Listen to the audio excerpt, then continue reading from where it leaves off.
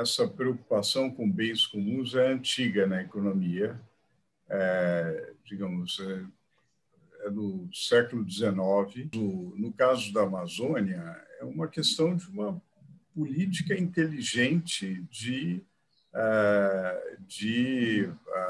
preservação e exploração ambientalmente correta da floresta, né?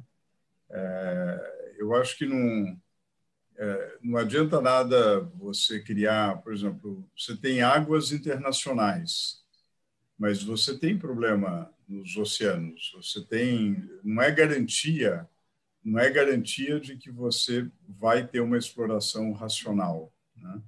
Então é menos um problema, digamos, de fronteiras políticas e mais um problema de uso inteligente de uma abordagem inteligente para o problema da falta de delimitação de direitos de propriedade. Então, uma abordagem inteligente envolve, por exemplo, concessões. Você estabelece alguns objetivos. O objetivo é a preservação, desenvolvimento de culturas compatíveis com a floresta. Você pode ter um percentual da área reservada para comunidades indígenas. Enfim, você tem uma série de objetivos traçados. A legislação brasileira é cheia de objetivos, só que nada é feito. Então, você tem esses objetivos e você tem uma concessão privada. E por que as concessões privadas não decolaram? Porque você tem, ao mesmo tempo que o cara tem que preservar, você tem do lado um comércio ilegal de madeira que não tem que fazer nada disso. Então, você tem uma concorrência desleal da grilagem, né? Então, você precisa fazer as duas coisas simultaneamente. E é muito mais uma construção de incentivos corretos do que de discussão de internacionalização de certos territórios.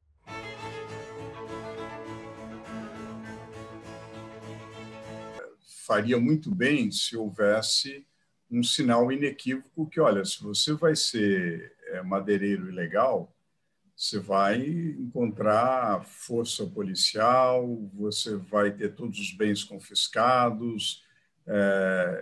E aí é menos uma questão de mudança de lei, mas de realmente priorizar e fazer. É preciso dar uma prioridade clara e não dar sinais ambíguos, né? De se, olha, não, tem muita gente que vive ali da floresta e tal. Não, tem que ser um negócio inequívoco. Tem que dar transparência, divulgar para a sociedade, valorizar as várias bases de informação e também bases de informação de propriedades. O cadastro ambiental rural é da maior relevância e a sua implementação foi desacelerada, não se deu a devida prioridade. Tem uma lei que estabelece que você calcula o PIB interno bruto verde, no entanto, não é implementado, né? Não é uma coisa do outro mundo. É importante, a gente menciona o valor dos serviços da floresta, né? Nós estamos falando de 10% do PIB, nós estamos falando de uma coisa brutal, né? Ele é um mito perigoso porque ele é um mito que beneficia minorias bem organizadas. Eu digo minorias bem organizadas, são pessoas que se beneficiam diretamente de desmatamento legal.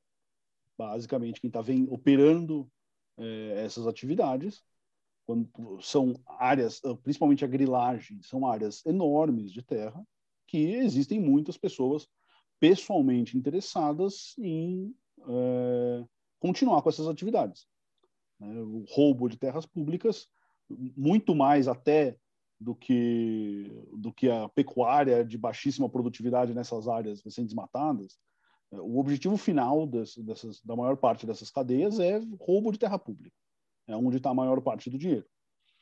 Existem pessoas que realmente não têm, ou têm pouca ou nenhuma opção de atividade econômica, que acabam sendo beneficiados, Mas, no fim do dia, uma decisão do país de acabar com essa atividade e investir esse dinheiro em alternativas de bioeconomia, de desenvolvimento local, seria economicamente simples, do ponto de vista da conta, do dinheiro, real por real, dólar por dólar, esse valor gerado é muito baixo.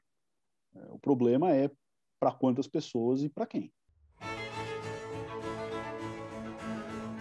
E tem aquele problema também relacionado à ação coletiva, que é o fato do chamado viés do status quo, né? Então, você tem grupos que ganham com o status quo e potenciais ganhadores, mas que ainda não existem, né? Quer dizer, as cadeias da bioeconomia ainda não existem como realidade, né? Assim, política econômica, né? Então, você precisa criar isso, né? Quer dizer, se você imagina os interesses ligados a fontes renováveis de energia há 20, 25 anos atrás. Não existiam. Hoje, quando você vai fazer algo que inibe fontes renováveis de energia, já há vozes para defender, para argumentar, né? Então, eu acho que a gente tem esse problema do viés do status quo bastante estabelecido, né? O Ministério Público é algo muito heterogêneo, mas nem sempre é suficientemente eficaz para combater o crime organizado.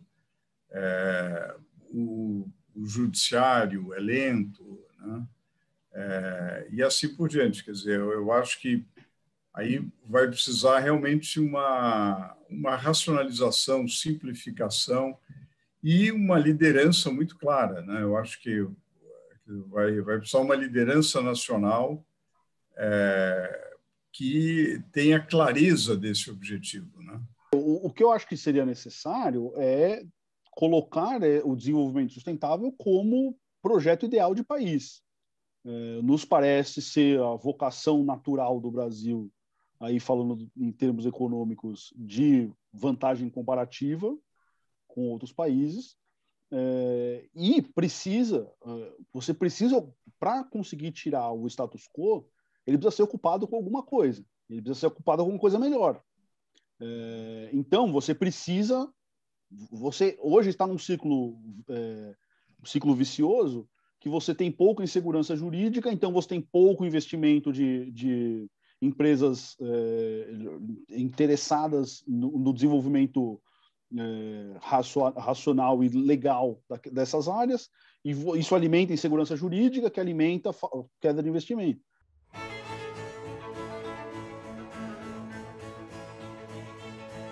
Eu acho que a gente viveu entre dois modelos, ambos ambientalmente hostis, né? O projeto nacional, ele, durante muito tempo, foi fornecer produtos primários para o mundo, né? Exportar produtos primários, etc.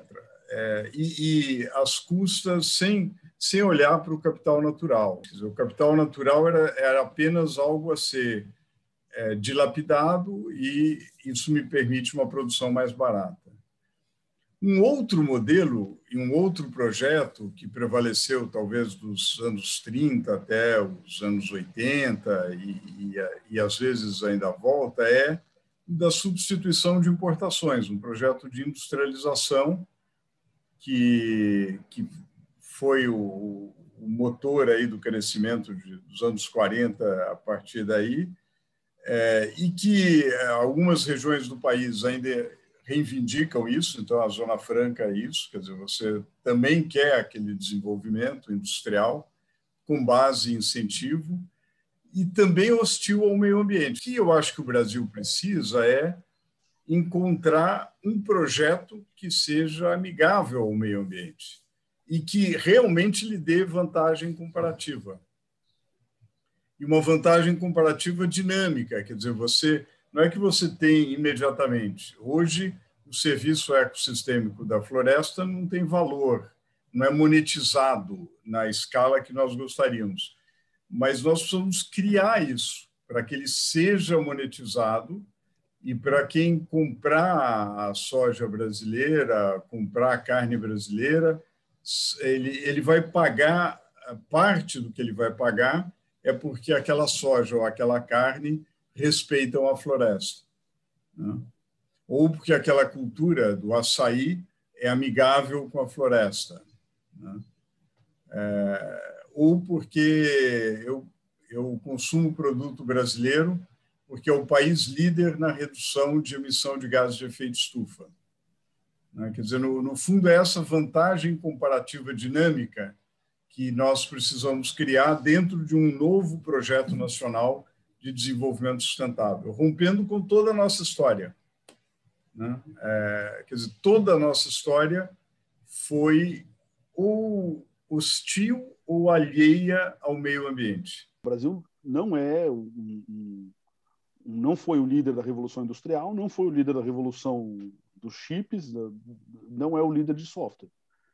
Pode ser o líder de economia verde se fizer algumas ações de casa. Não, ainda está num caminho muito dúbio, né? Eu acho que tem uma parte de poder público, mas também o mais importante no fim do dia, poder público é o reflexo da sociedade. Mais importante no fim do dia são as pessoas enquanto eleitores, enquanto investidores, enquanto empresários, enquanto funcionários, comprarem essa ideia, acreditarem e vamos construir junto, né? Não pode ter essa, quando a gente fala de projeto de país, não é um projeto de país que algum iluminado veio, decretou e é assim e de cima para baixo. É um projeto de país onde o conjunto das pessoas entende, apoia e busca para o bem coletivo.